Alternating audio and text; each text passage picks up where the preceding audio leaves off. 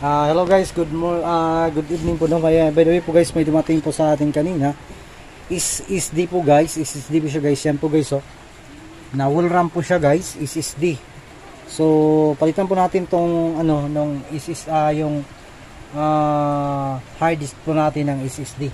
So ngayon guys, unplug po natin muna tong hard disk na to, and then plug in sumiya lang po. So yan po guys no, yung po natin is ni-reformat po natin guys to Windows 8 pa rin. And then gamit na po si SSD po guys. Sa ngayon guys, SSD na po yung gamit po natin. Totally lahat ng program po natin dito is burado po lahat. So yan, next po natin. Install.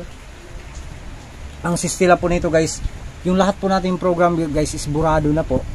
So yun, wala pa tayong mga product key.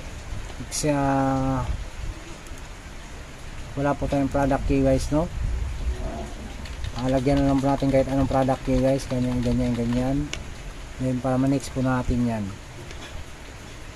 Too high pala, sorry guys. Comment below guys, may mga product key kayo guys na may mga product key kayo guys na pambigay.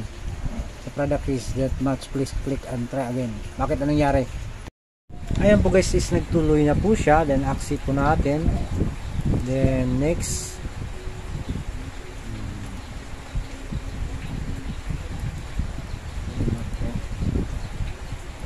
Next, hindi po natin lagyan ng partition guys, basta ma-format na po siya guys.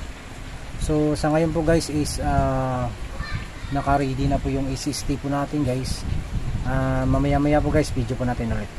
Po guys, yung pagkatapos natin palitan ng whole RAM guys, yung SSD guys, open po natin yung computer po natin guys. Yan po yung whole RAM niya po. So once in-open na po natin yung computer natin, pagkatapos natin palitan, ayan po, hintay lang po tayo sandali. Parang hindi na po siya naglo-loading guys. Diretso na po siya open guys, hindi na po siya naglo-loading. So by the way po, yung in-order po natin na tawag ito guys, SD card guys, 120 gig lang po siya guys. Yan po. Kaya may backup po tayo na 1 terabyte guys. Ayan po yung backup natin. Sa ngayon is working po yung dalawa, yung backup po natin at saka ito po. So bali po guys, once mag-open na po tayo ng app is dali lang po niya guys, pero depende po yun sa internet po natin guys. Halimbawa ayan po, sa ngayon is hindi na po siya naglalag. Kumbaga noong una po guys is sobrang lag po talaga siya guys. So ngayon is hindi na po siya naglalag. So ayan po, once na mag-play po tayo, pero depende again po guys, depende po yan sana po guys sana po natin sa tawag po natin is depende po yan sa internet po natin. By the way guys, ang internet ko po ngayon guys is naka 300 Mbps po tayo ngayon guys. Yan po guys no, is 300 Mbps po yung internet po natin yan, nasa Globe po. Yan po guys, nag Globe po tayo guys. Globe Converside City po tayo. Ayan, yes, almost mga 220 lang po sa akin guys. By the way po guys, itong ginamit ko po na internet is naka dual one na po to. Discuss ko sa iyo sa ibang topic kung ano po yung dual one. Gamit po nating TP-Link ER605 po guys. So once nakita po natin guys, yan po guys oh. If ever i-off po natin to guys, ano ba, shutdown po tayo. No more loading na po talaga guys. Ayan po guys oh.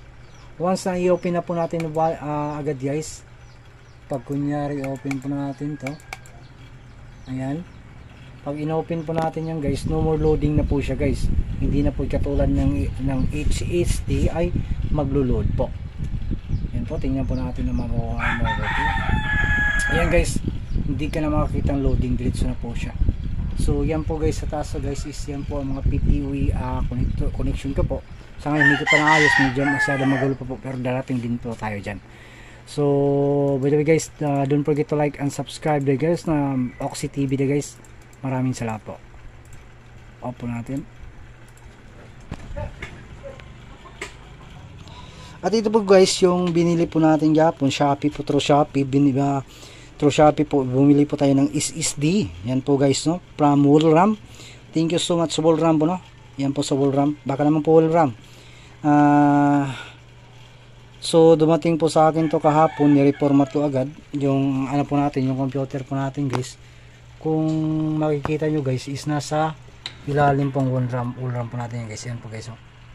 Yung wall RAM po natin. Patay mo na to.